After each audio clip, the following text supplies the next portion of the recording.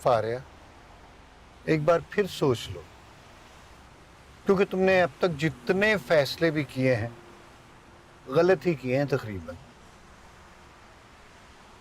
और हाँ, वो नाजिया का एड्रेस और फोन नंबर्स भूल तो नहीं आई? सेव तो कर लिए थे ना? जी पापा, नोट कर लिए हैं डायरी। डायरी? इस दौर में तो नोट पैड होते। अच्छा बहरहाल, तुम्हें कोई भी प्रॉब्लम हो फौरन उससे कह। पापा मैं अपने प्रॉब्लम्स ही तो फेस करने जा रही हूँ और आप मुझे इसी से रोक रहे हैं। So happy for this change. लेकिन फिर भी तुम्हारे पास नंबर्स होने चाहिए। कभी कभी तन्हाई शेयर करने को भी दिल करता है इंसान का। अब आप बिल्कुल परेशान मत हो, मैं ठीक रहूंगी वहाँ। फारिया, याद रखना, जिंदगी बार बार चांस नहीं देती। मुझे यकीन है कि जब तुम वापस आओगी तो मुझे वो फारिया मिलेगी जिसके मैं ख्वाब देखा करता हूँ। पता नहीं बाबा, आप किस फारिया को देखते हैं। मेरा एक वादा है आपसे, आप इस फारिया से आखिरी बार मिल रहे हैं।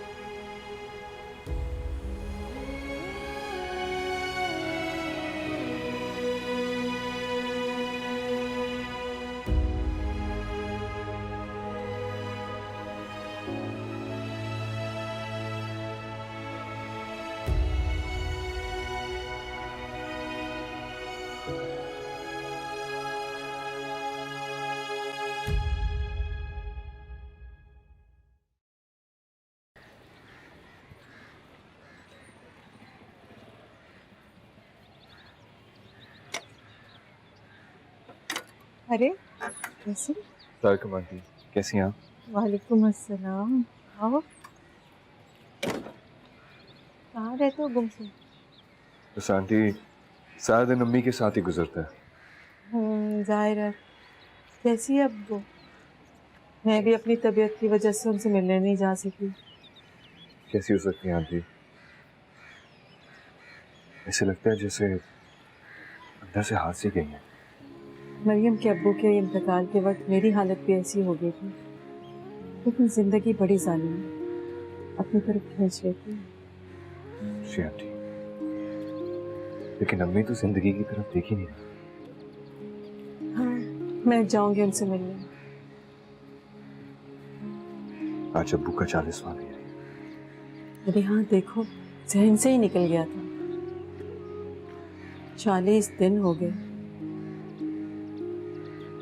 ये है वक्त, पता भी नहीं चलता और हाथ से निकल जाता है। इत्तेफाक की बात देखिए आंटी, आज ही मुझे जॉब का लेटर भी मिला। ये अल्लाह तुम्हें बहुत दे बेटा।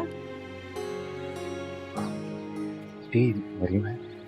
हाँ, अपने कमरे में है। तुम आओ ना, बैठो, मैं भेजती हूँ उसे। जी आंटी।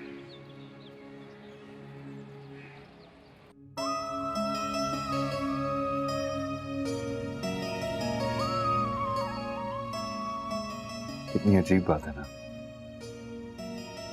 मुझे हमेशा खुशी की खबर दुख के साथ ही मिली है। तुम मिली तो अब्बू चले गए, जॉब मिली तो अब्बू का 40वां। तो खुशी की ओट में छुपे बैठे हो, जैसे मौका मिलता है सामने मुझे। मैं तुम्हारे साथ वो खुशियां मना ही नहीं सका जो मैंने सोच रखी थी। पता नहीं क्या क्या ख्वाब देखे थे।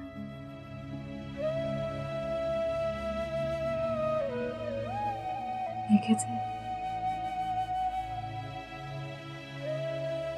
मरियम, मैं समझ सकता हूँ कि तुम पर क्या गुजर रही होगी,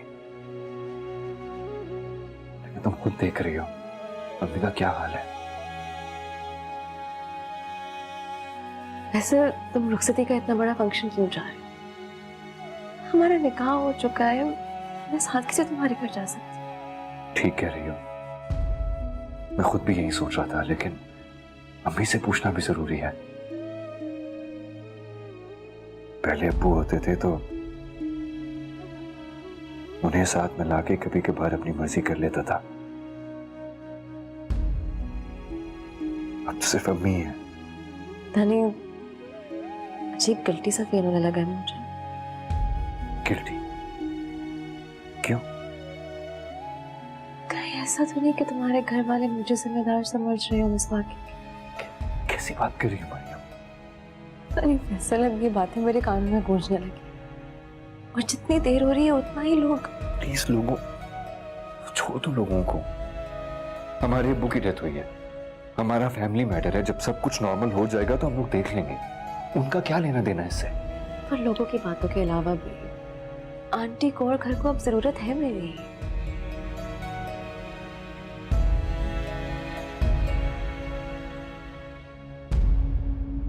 मरियम, प्लीज दुआ करो कि सब कुछ ठीक हो जाए। जेलम के बाद मैं खुद अम्मी से बात करूंगा।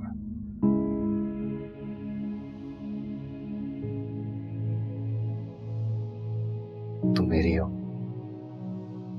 और हमें जिंदगी एक साथ ही गुजारनी है। जॉब के लिए मुबारक हो। ये मुबारकबाद तुम्हारी है, इसीलिए घर से पहले मैं तुम्हारे पास आया हूँ। वो ये चाय वाली है ना? हाँ। अब क्या बन गए तुम?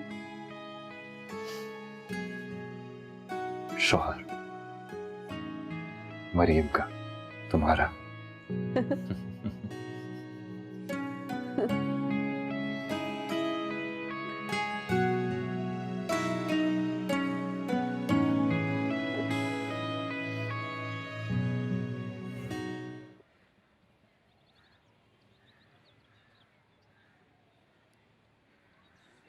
ये ले अम्मी, गर्मा गर्म मर्दाना ट्रक अड्डे वाली चाय, स्पेशली आपकी। क्या यार है, हाँ बना ही रहे थे, मेरे लिए भी बना लेते एक कप। ओ भाई, फिलहाल इतना सवाब काफी, इसीलिए एक ही कप बनाया।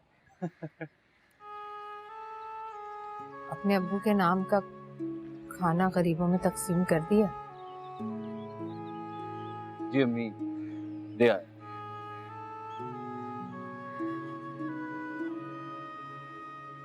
सारी जिंदगी वफा निभाई तुम्हारे अब्बा ने, जाते जाते बेवफाई कर दी।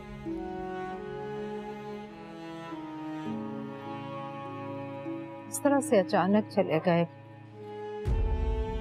बगैर बताए। मम्मी, मौत से कौन भाग सकता है? वैसे भी खुदा का ऐसा कानून है जिसे कोई नहीं बदल सकता। ठीक कह रहे हो बेटा, लेकिन जो पीछे रह जाते हैं उनकी जिंदगी से तो जिंदगी चली जाती है।